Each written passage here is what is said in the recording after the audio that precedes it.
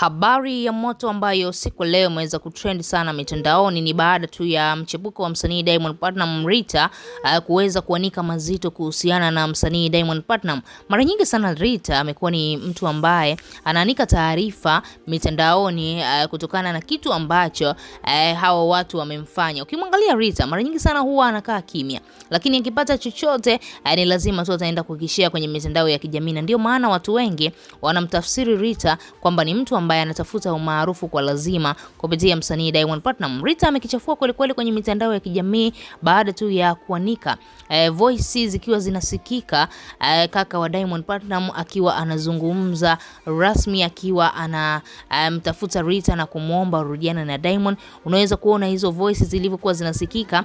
Basi tumeweza kuona yule ndugu wa msanii Diamond namna ambavyo amempondea Zuchu na kudai kwamba Diamond Platnumz hajawahi kuoa. Yani ukisikiliza vizuri zile sauti inaonyesha wazi Rita alidhamiria kweli kweli kumzalilisha yule ndugu wa msanii Diamond Platnumz. Rita aliwapa onyo kwamba mimi sitaki kabisa kumdhalilisha mtu yoyote, ila endapo mtaendelea kunisumbua basi mimi nitaanika mitandaoni kwamba embo acha kutuma ndugu zako, acha ndugu zako wananisumbua sana. Lakini pia Rita kitu kingine ambacho ameamua kukizungumza, lakini pia kitu kingine ameamua kukianika ni kwamba anadai Diamond Platnumz kile kipindi anakuja kwake wanalala wanazungumza, basi anakuambia Diamond alimpatia siri nyingine kuhusiana na Zuchu.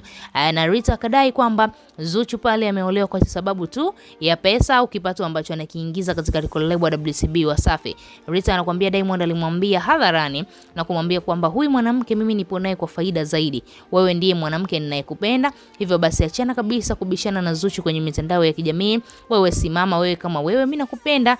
Lakini pia kitu kingine Rita akawa anadai msanii Diamond Platnumz namna ambavyo amekuwa anampondea Zuchu wakiwa pamoja, inafikia muda au inafikia wakati Zuchu anapiga simu alafu Diamond anamwambia Rita hebu hiyo simu izime kwa sababu huyo anatusumbua, kitu ambacho kimeendelea kumsababisha Rita aendelee kuwa na kiburi zaidi, aendelee kujiona kwamba yeye ni malikia tofauti na Zuchu namna ambavyo yupo na msanii Diamond Platnumz, kitu ambacho kinaendelea kumpatia ujasiri huyu dada. Ndio kitu hicho tu kwamba Diamond anampenda Rita.